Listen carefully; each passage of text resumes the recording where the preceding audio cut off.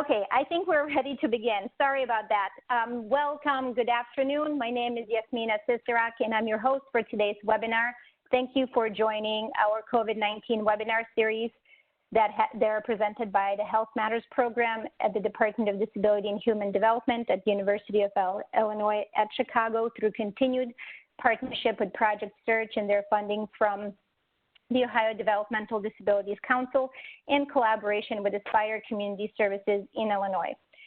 So for today, we are on our 12th webinar, and the title is Shifting Services in Community-Based Organizations, Meeting the Needs of People with Intellectual and Developmental Disabilities.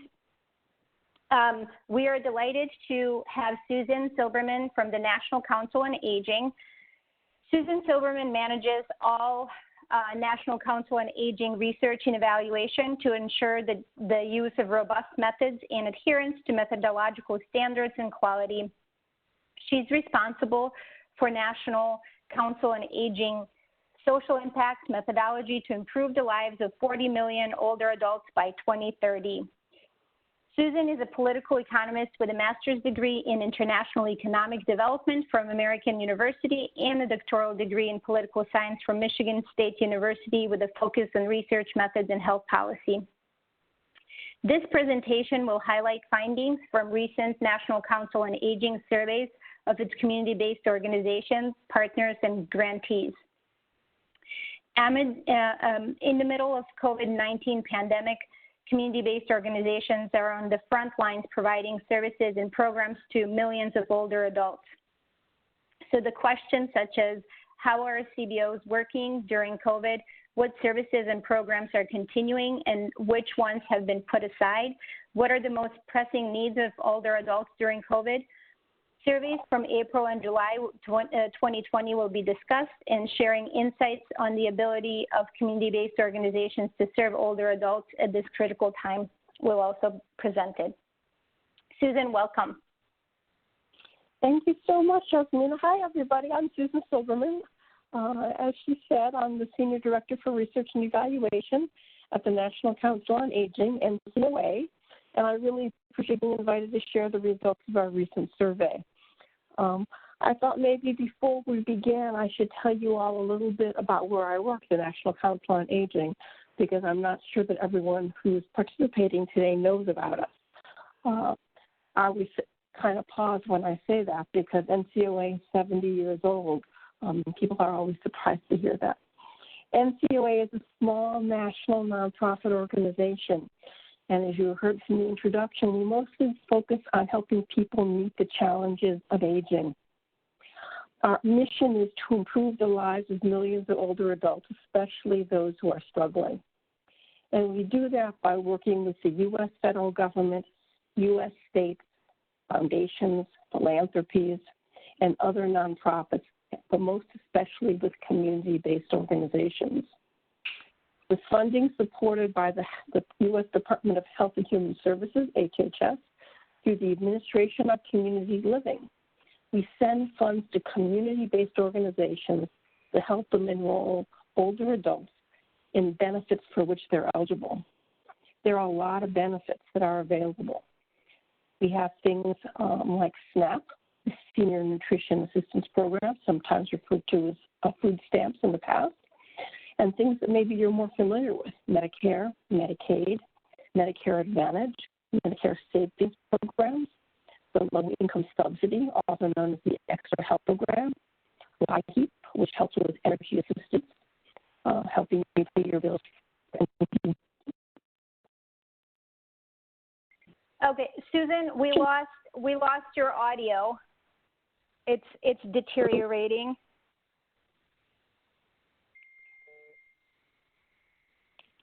Can you say something? Can you say something? Let's see if it. Benefits include SNAP, Medicare, Medicaid, Medicaid Advantage. Are you hearing me? Yes, that's better. Okay, do you want me to continue? Yes. Okay. In addition to the economic benefit programs we just discussed, we also support evidence-based programs like falls prevention, chronic disease management. NCOA offers something called the Aging Mastery Program, AMP, which helps older adults make the best of the gift of longer life. All these programs are focused on helping older adults with their economic security and their health. NCOA is also the home for the National Institute of Senior Centers, or NISC.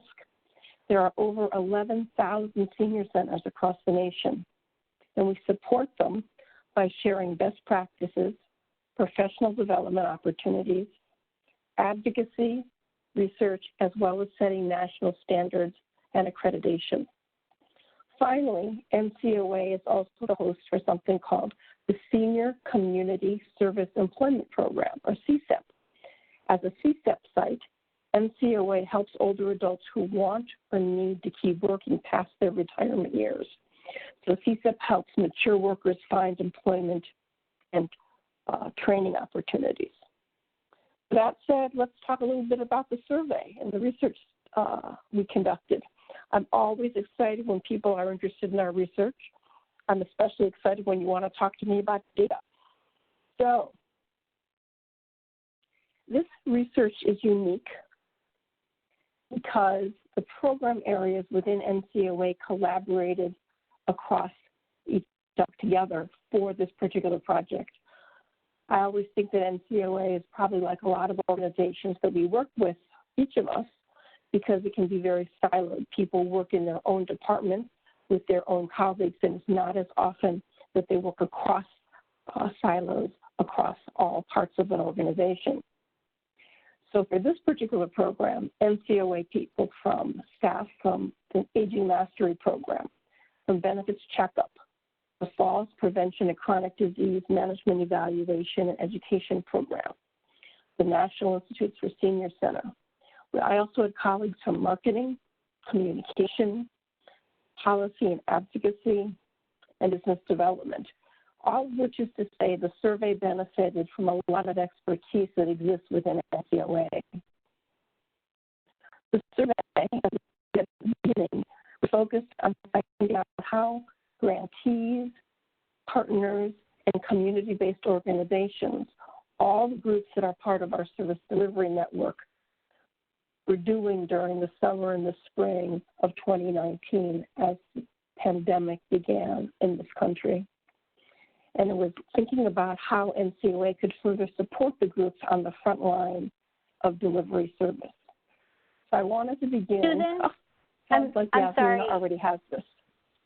Susan, yeah, I'm sorry. It sounds like for some people it's still cutting out. So let's just try something else. Beth, do you want to add Susan's number to HealthMatters program, and let's see if it's going to clear it?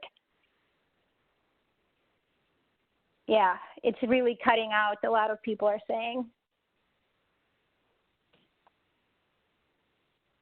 Beth, you're going to add her?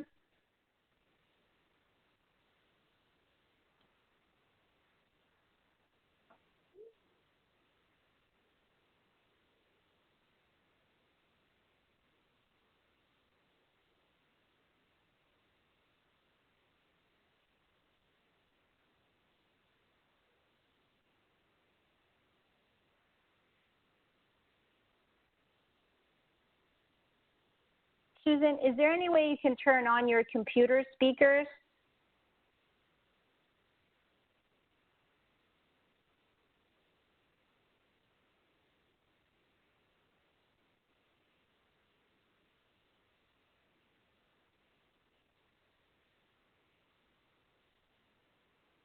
Sorry, folks, hang on just a second.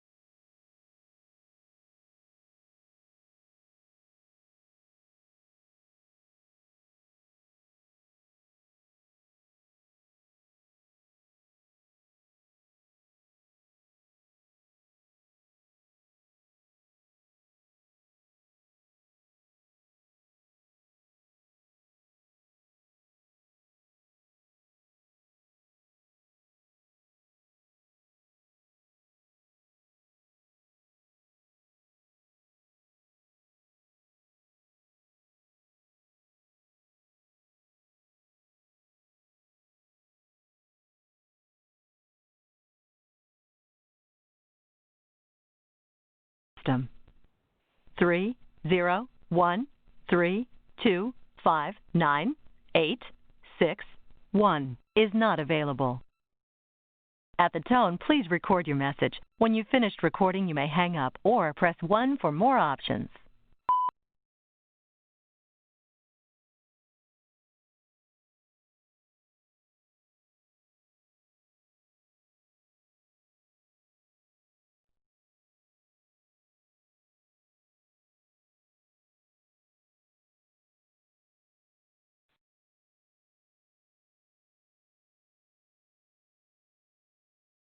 We're still trying to get the voice audio connection.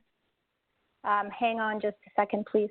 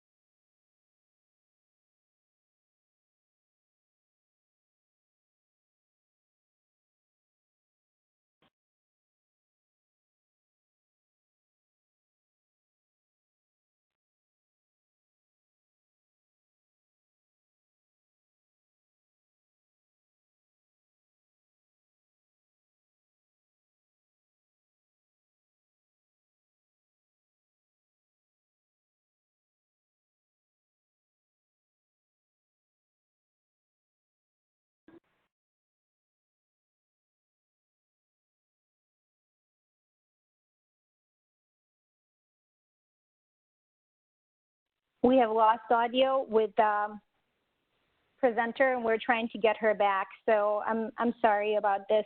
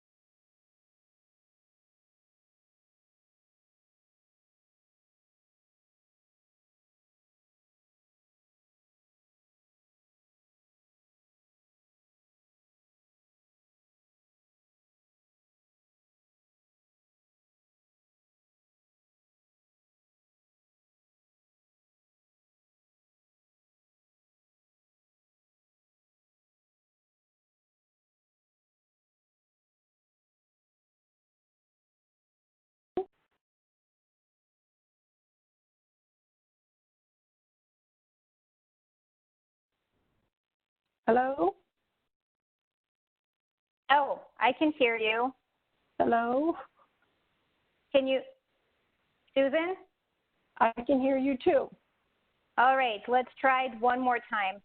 Unfortunately, here in Chicago, we've had a bad storm and actually a tornado hit. So there's a lot of issues with, it could be that too. So apologies, but we've had some power issues in the city. So, Jasmine, okay. do you want me to start at the beginning, or do you want me to just pick up as if? You know, you can maybe just do a quick survey background again. Okay. And hopefully this is a clearer connection. Apologies to everyone. People are saying please start from the beginning. So let's do it again. Sorry. Okay. All right, folks. Thank you. I will go very fast. I work at the National Council on Aging. I'm the Director for Research and Evaluation. I wanted to tell you a little bit about the National Council on Aging. It is a 70-year-old organization. It is a small national nonprofit.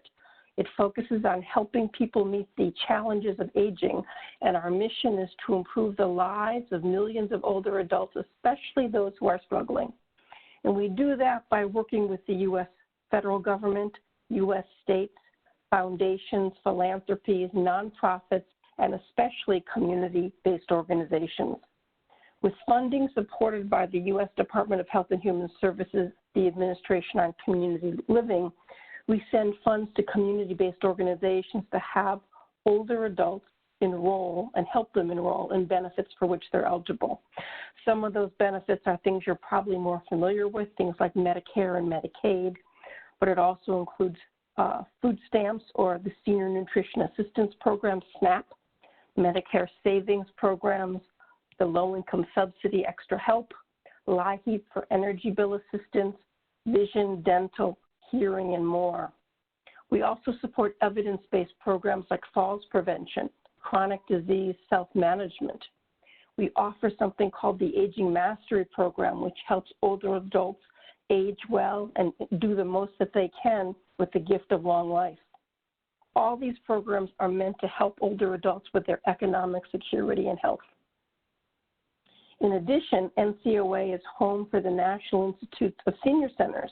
There are over 11,000 senior centers across the nation, and we support them by sharing best practices, professional development opportunities, advocacy, research, and national standards. NCOA is also the host for something called the Senior Community Service Employment Program, CSEP. We're one of many sites around the country that is meant to help older adults who need or want to continue work past their retirement. We help older and more mature adults find employment and training. So I wanted to turn to the survey. The survey is unique because everybody across NCOA contributed. Falls prevention, disease self-management staff, the advocacy staff, the marketing and communication staff. So it was a big deal in NCOA. We have never previously worked across all of NCOA as an organization on a single project, so I'm pretty excited about that. The survey focused on how our partners, our grantees, the community-based organizations as a group are doing in terms of what's happening with the pandemic right now. How can we further support them? What do they need? And this is what I wanted to focus on specifically today. So the first slide talks a little bit about the survey background. We surveyed in June 2020. We had 890 community-based organizations who responded. This is the second wave of a quarterly study. The initial wave went out in April. The third wave obviously will go out in October. We have respondents from all 50 states, including DC and Puerto Rico. Additionally, we have respondents who identify as from senior centers, area agencies on aging, local government agencies, councils on aging, low-income housing providers, health departments at the municipal level, and other organizations that collectively serve millions of older adults. The survey has a response rate of 4% and a margin of error of plus or minus 3.3%. The first slide, and I'm going to take this one a little slow because I want to make sure you have a chance to sort of look at it. It's a lot of information. We asked our CBO partners about the needs of older adults, and you're going to see that we probed a lot of different topics, and CBO delineated needs based on high, moderate, and low priority. The ones at the top are the ones that I think probably are most interesting for right now. Maybe not surprising to you, certainly not surprising to me, given our work with CBOs, is the needs of older adults to stay socially connected while physically distant from people outside their home, 72%. Other areas are help with technology, and I think we're all struggling with that. Certainly this call proves that. Transportation needs, affording housing costs, affording prescription medications. I think this is important to pause on because there's a lot of information on this slide. These needs, as demonstrated on this particular slide, are different than what we had found when we responded and did the first wave of the survey in April. In April, the highest needs were affording food and getting access to pick up groceries and meal deliveries. And I think that tells you a little bit about how incredibly effective the community-based organizations have been in terms of pivoting. They've really adapted and rebounded since April. They're figuring out how to bring services and the needs of older adults foremost in how they're doing their programming. So right now we're talking about social connection, but in April we talked a lot about the need around food. The next slide, again, details the April data that we just talked about. Because we're going to move quickly, I'm going to just go through this one and move on to the next slide, slide 5. The question was, to what extent has your organization been able to continue to serve older adults? And this is important because initially there was a big gap between those people that they had served prior to COVID and what they had experienced since COVID.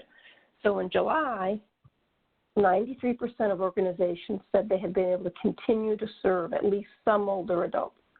Their average, oops, wrong slide. Nope. There we go. It should be this slide. Susan, is it slide 5?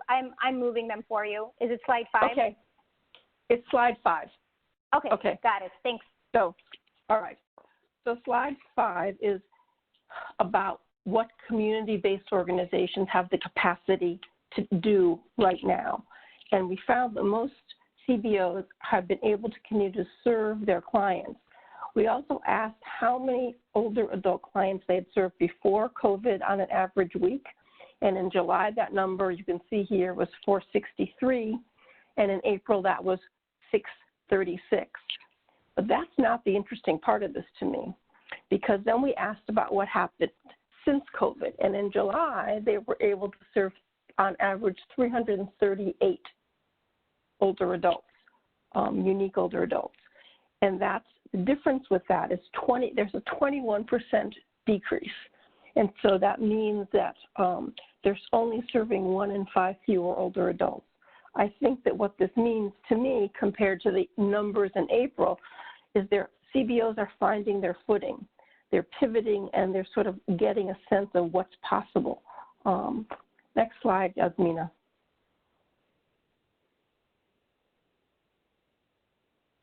Thanks.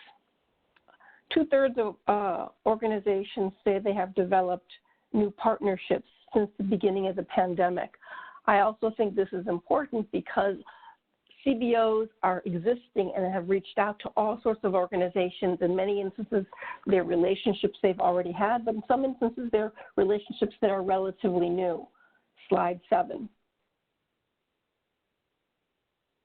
7 in 10 respondents say they've begun working with other organizations. So these are the kinds of organizations that CBOs are working with. Some of them are working with other CBOs, but they're also working with local departments of health, which I think is interesting, as well as local municipal organizations like city and county level organizations. To me, this is something a little bit about how they're pivoting, thinking about what's possible. Slide 8.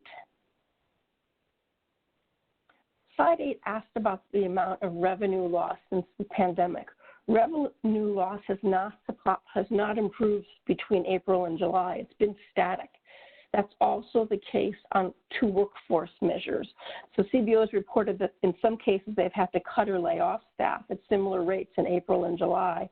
Additionally, they're anticipating having to cut or lay off staff in the future. So while they're losing revenue, it's impacting their ability in terms of their capacity around their staff. Next slide, 9. CBOs rely on volunteers to deliver services and programs, and often a lot of these volunteers are older adults. As of July, CBOs have not regained critical volunteer support. Fewer volunteers have been able to continue at the same levels of work as they had prior to the pandemic. In July, reports were down 5% from 8% in April. Similarly, volunteers are working at reduced levels. In July, that number, as you can see, was 39%. It was down from 43% in April. Most volunteers are working at reduced levels or not working during the pandemic. And again, I think a lot of that is about them being older adults and they're trying to be safe. But I think part of that is that CBOs are serving 1/5 fewer older adults, and so they have fewer staff and less resources. Slide 10. Half of community-based organizations are developing reentry plans, but they're not ready to move forward. This was a new question we put on the July survey. We were trying to gauge how people were doing. Because the virus is hitting and peaking at different levels across the country, communities are experiencing it differently. In April, when we first ran the survey, the pandemic was really raging in the Northeast and parts of the West Coast, but we're sitting here in August, and this is now mostly an issue as more intense in parts of the Sun Belt.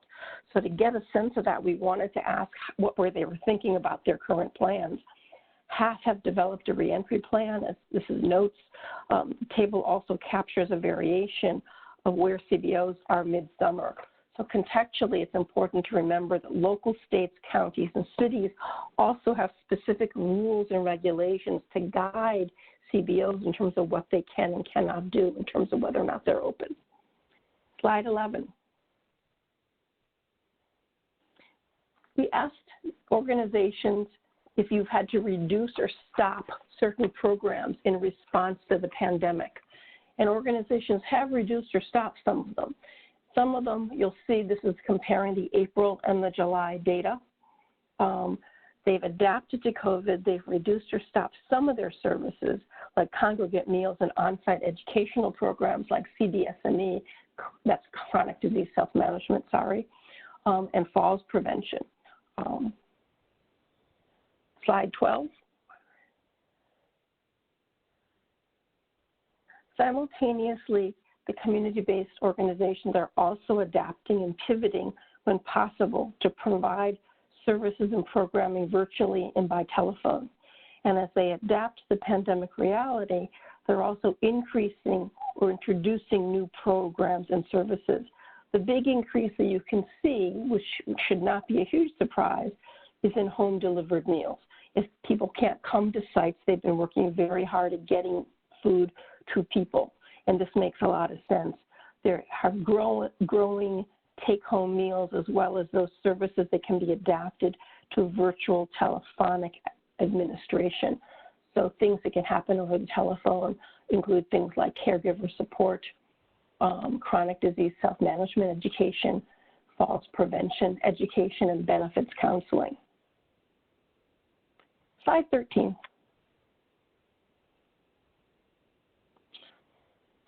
Which services do you plan to offer by telephone or virtually during the pandemic? We wanted to find out what they're planning to do sort of through the health crisis that we're facing. So since April, more CBOs have been able to move their service and programming online or to occur via telephone. This table provides a snapshot of the growth and adapting efforts that CBOs have made. Caregiving support, as we noted, chronic disease self-management education and falls prevention have transitioned very effectively to virtual or telephone application.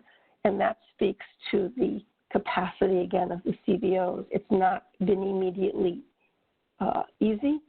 We're now in August. A lot of this started in February and March. And so they've had a number of months to adapt and figure out how to make and transition those programs, which are usually meant to be administered in person, how this can happen virtually and by telephone. Slide 14.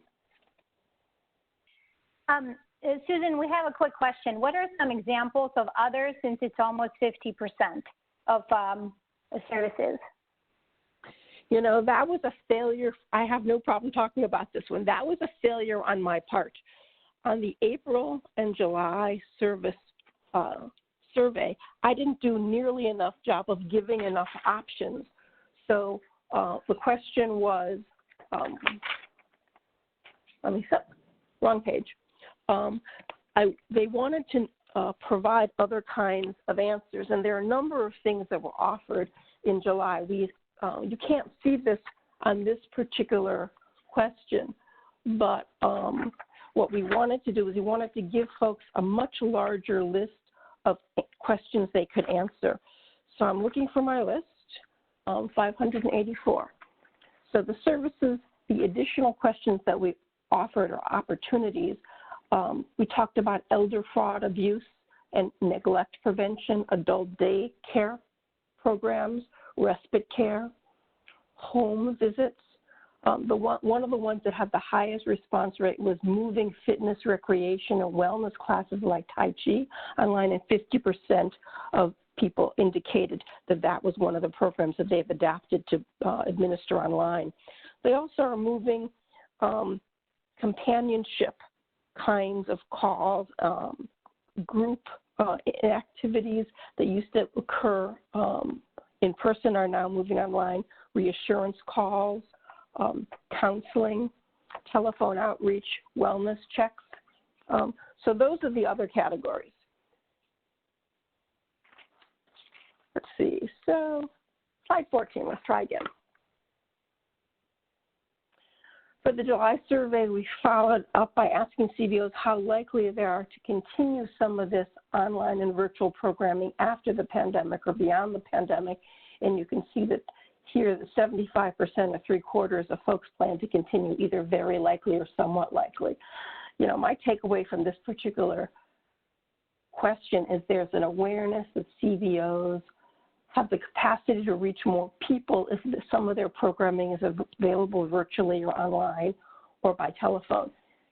Previously, they depended on people actually coming to them, but they can serve a lot more people, including people they may not have served before, if they put things online or make it available by telephone. I thought that was pretty exciting. That was one of my happiest results from the survey question. Slide 15. So we asked a series of interesting questions. There's a lot of things people talk about when they talk about older adults in terms of access to and comfort with internet usage. And this is a question where the findings from April and the findings from July are remarkably consistent, but it's important because it helps us see that about half of older adults may not have access to the internet. Their ability and comfort in using the internet is not particularly high. At about 39%, that means 60% of folks are not comfortable. And then, and this is the other piece, about that same amount, roughly 60% don't have a tablet or computer themselves. And I think that's important to think about in the context of the fact that CBOs are moving their programming and their services both to virtual and telephonic. If you don't have a tablet or a computer and you're not comfortable using the internet, or you don't have access to broadband internet, you can't take advantage of that. Slide 16. We asked whether or not their organization had taken steps to increase access to broadband technology and internet-connected equipment for older adults. And this was also a new question on this survey. And this was interesting. And we put this on because NCOA had been approached by a couple of technology companies to offer tablets to older adults using distributions through the National Institutes for Senior Centers, the senior centers around the country. And so part of what I was wondering is what other CBOs had been able to do. And you'll see that 79% of them had not been able to expand access to broadband technology. If people don't have access and they don't have ways to reach them, I think that's a really important thing to think about.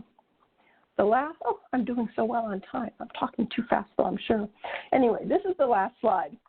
We asked CBOs where they would allocate additional funding if the funding was available. You'll see a lot of consistency between April and July data.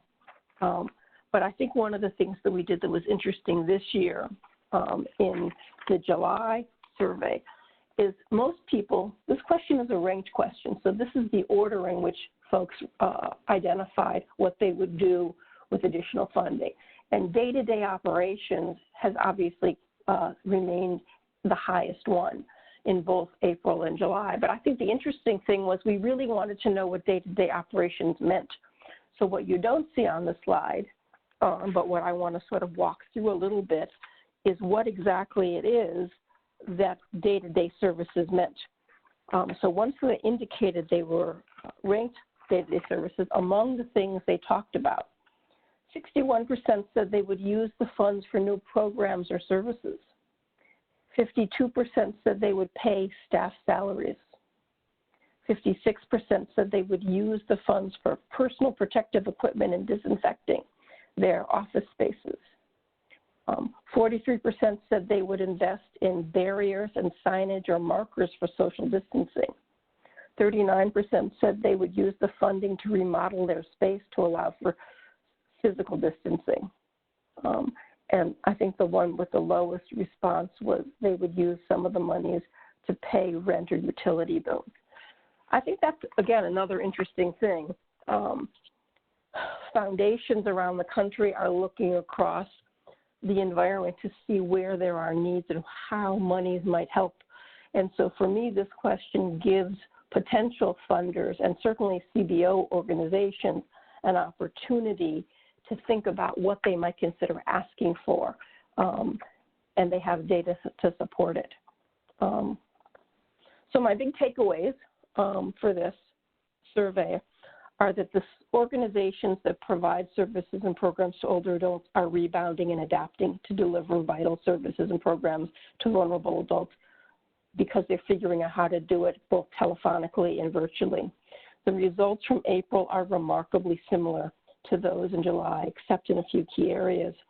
The July data demonstrates the abilities of the CBOs to pivot and adjust and sort of remake themselves in the face of the pandemic to ensure that older adults are receiving the needed services and programs. They've really stepped up to meet the needs.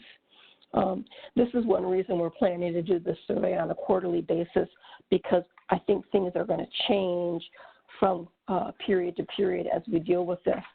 One of the things I told Yasmina I wanted to just mention in passing was how to use this kind of data. I know that they're going to post both the recording, which is going to be too fast, I think, since I talked too fast to get here to this time frame, but also so people can refer to it. And people have said to me, Susan, what do you do with the data? I think you talk to the data and you share it with your boards. I think you can use it to benchmark what you're doing against what other organizations are doing. I think it can help you identify funding opportunities using this particular slide. I think you can use it for reports and grant applications that you may be applying for. I think it can help with advocacy with lawmakers at all levels, at the municipal level as well as all the way up to the federal level. Right before I got on this call, the NCOA lobbyist called me from Capitol Hill, and she said, I have 2 lawmakers who want to know if senior centers have had to close down. What kind of data do you have? They're concerned about this. So you can use it to advocate. I think you can take one of the data nuggets and put it out on social media. That's another way to use the data. You can use 1 or 2 data points in a newsletter. You can write an article or a blog using 1 or 2 of these data points. You can take the data, because it all exists in the public domain. If you all want to use it, you can, and create fast fact sheets. You can use it for technical assistance, depending on the kind of organization you work with. You could run your own webinar. Hopefully you won't have the technical problems that we had today. It exists in the public domain for everybody to use, and I would encourage anybody who wants to use it to feel free to do it. As long as you folks know in some small footnote that it came from NCOA, we're happy to have people use it as widely as possible. I have 2 more minutes before Q&A, but why don't we move into that, because I had to talk super, super fast. Thanks so much, Susan. Can you, because there's a lot of service providers that are specific to developmental disabilities on this webinar, can you, have you been able to tease out the data that is specific to those, to DD providers? I can, you and I think, talked about this, or maybe I talked about it with Beth when we first talked. I can tell you that the question that we asked is what category best describes your organization. And on that particular question, we had 890 respondents. Of the 890 respondents, 34% chose an other category, and they wanted to self-identify. Within that 34%, that raw number is 306. We had 3% of organizations that identified as aging, disability, or an ADRC, an Aging and Disability Resource Center. So those are the ones, it's a very small percentage. At 3%, I would say, you know, probably less than 10 of the organizations who responded identified as providing services for the disability community. Thank you. Any questions from the attendees? And then while we're waiting for the questions, let me see if something came through.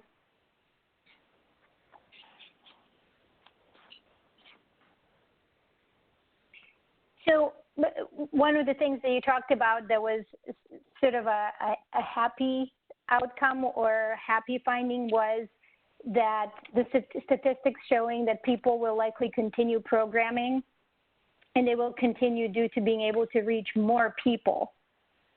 I wonder if community-based organizations are shifting their services and easier to keep doing what they're doing because of the sort of technology and being able to, can you talk a little bit more about that? The reach is expanding. Mm-hmm.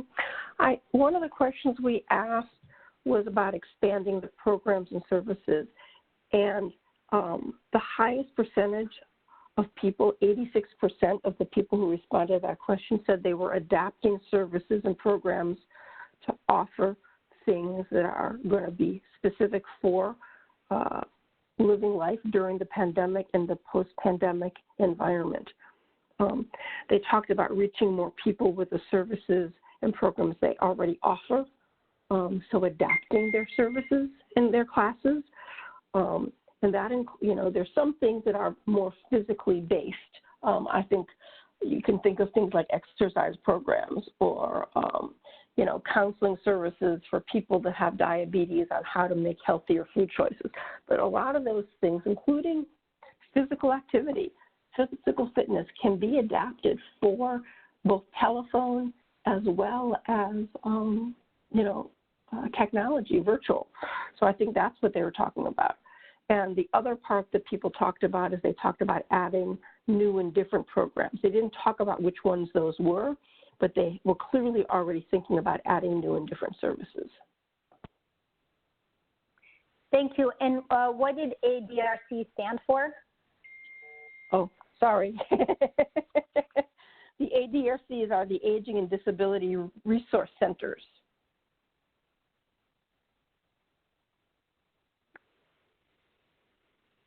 In regards to technology, you mentioned that there were companies wanting to donate iPads. Is that something that community-based organizations can access?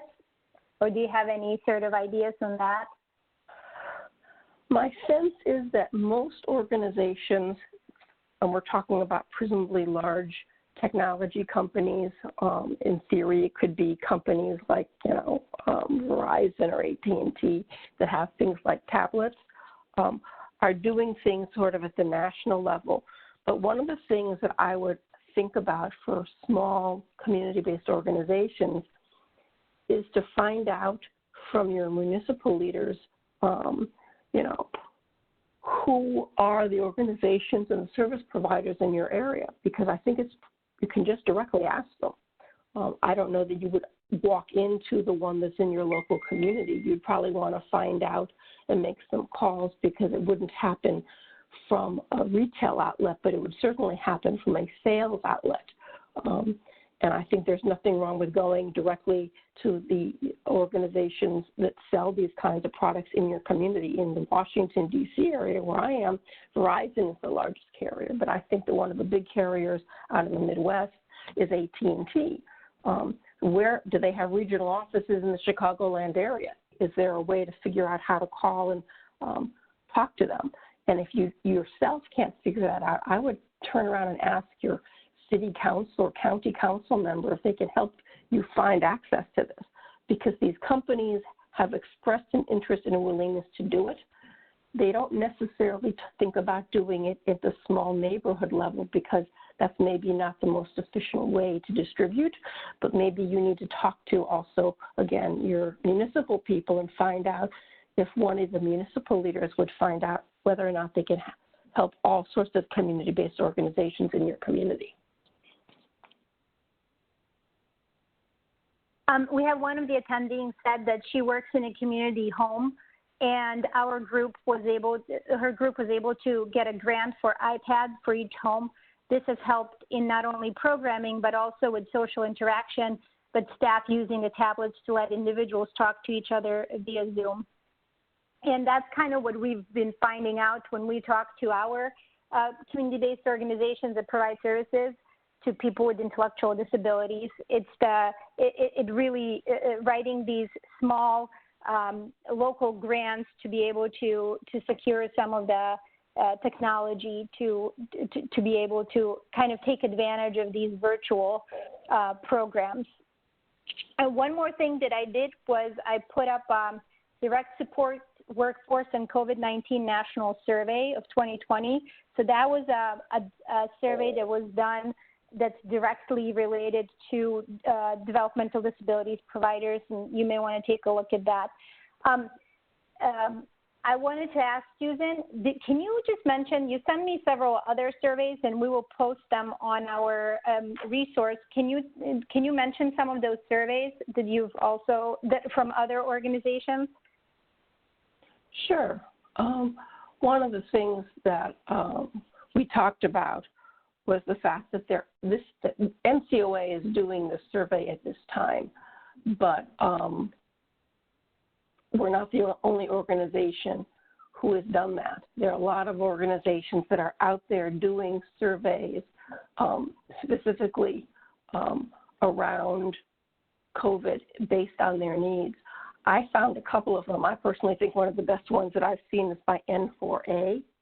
I think that, Yasmina, I sent you that link. There was one done by Feeding America, and they were trying to gauge the needs of older adults and families in terms of how to deal with hunger. I'm trying to think which some of the other ones. I think there was one that was done by United Way, maybe. Let me see. Oh, there's one from Nonprofit Finance Fund survey results. I'm going to just post everything in the chat box, but we will also post it on our resource page. And as Susan was saying, when you're looking to write up something, or how do you use this data, some of these surveys can be proven to be useful. And also the Hartford Foundation Aging Initiative, meeting the healthcare needs of older adults. I put all. Yeah, that's great. And I mean, then there are the public policy organizations. So you can think about the Kaiser Family Foundation or the Pew Charitable Trust has done some kinds of surveys. They haven't always focused solely on older adults or specifically on people with disabilities, but they often call out those subgroups. And so I think those are also other resources I would recommend.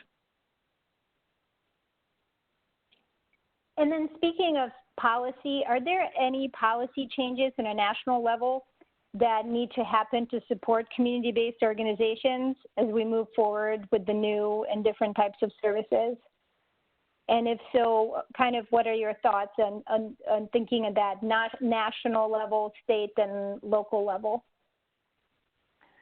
Well, I mean, one of the things that's likely going to happen because of the economic downturn that's happened in relation to COVID and because so many people are out of work, there's not going to be a lot of taxation in the sense that there's not going to be tax revenue going into states, which means states are legally bound to balance their budget, and they're going to have to do it. And that means they're going to have to cut services. And what that means at a city or county level is going to vary. It depends, obviously, how people, your elected officials feel and what they're going to try and prioritize. But it wouldn't surprise me at all, thinking about like community senior centers, for instance, if the counties say, you know, we have 20, but we can't afford 20, so we're only going to keep 10. And so they might fold staff together, or they might bring together programming. So what I think that means at the policy level is that you need to be very clear about what it is that you offer, and you need to be thinking prospectively about what would happen if your organization can no longer be there, because the states are not going to have the money that they've been able to send to support these programs. It's not that they don't want to, but that's not going to happen. It's just not possible given the fact they don't have money coming in, either from the federal government, but most especially from taxpayers, because people don't have jobs. And companies that rely on people, you know, whether it's the travel industry or the tourism industry, restaurants, you know, these are big companies that provide a lot of jobs, but they haven't bounced back, and they may not for a long time. And that has direct policy implications. You know, I would be talking to the people that locally represent you and think about what you need. You know, the Older Americans Act is being discussed on Capitol Hill. In terms of funding, we've been trying, NCOA has been lobbying to increase funding for the senior nutrition program, because that's one of the most provenly effective programs there is in the country during times of economic crisis. At the family level, we need more funding, and we need protections so people are not going to be evicted. I mean, these are all policy issues. I don't know which ones of them are relevant to each of you on this call. NCOA takes a pretty wide perspective on a lot of these issues and touches a lot of them at the federal level. We don't work at the state level. We're too small. I mean, the entire staff is about 65 people, so we don't have the capacity to work at the state level. So I can really only tell you about some of the policies that we're pursuing at the national level, but certainly there's a lot of opportunity. But I would also think at the policy level to think strategically and start reaching out and thinking about who are the family foundations in your community. What kinds of support can you make at the policy level? Can you say that you need? And you need to start making those requests, because there's going to be a really big line. Everybody's going to be coming to these organizations looking for assistance. Thank you so much, Susan. Please let us know if there are any questions. Put them in the chat box or question and answer. I wanted to thank you again and apologize for the audio issues. Sometimes it happens, and like I said, we had a tornado hit in the city, so a lot of people were without power, so maybe something happened with that. Anyway, any parting sort of words of wisdom for us from you, Susan? I think that what I would say is that the people that are doing the work at the ground level are doing amazing things. I mean, it's very easy to focus on all the negative things. It's certainly all over the news. But what I saw from the data is that the people that are who are on the ground, who serve older adults across the breadth, they're adapting. They're still ensuring that services and programs go out. And so people should have an enormous amount of pride if you work with a community-based organization, because they really are making sure that even in this difficult time, people are still getting the services and programs they need. Not everybody can say that, but the CBOs are doing a really great job, and they have a lot to be proud of for that. Thank you. We're going to stick around for a few more minutes to see if there are any questions. For next week, our second to last webinar is Employment Resilience. People with intellectual disabilities are critical frontline workers. I've put the registration link to our chat if you have interest in attending our next webinar. Again, thank you, Susan, and have a great rest of the day, everyone. And we'll just stick around for a few more questions if there are any. Thank you.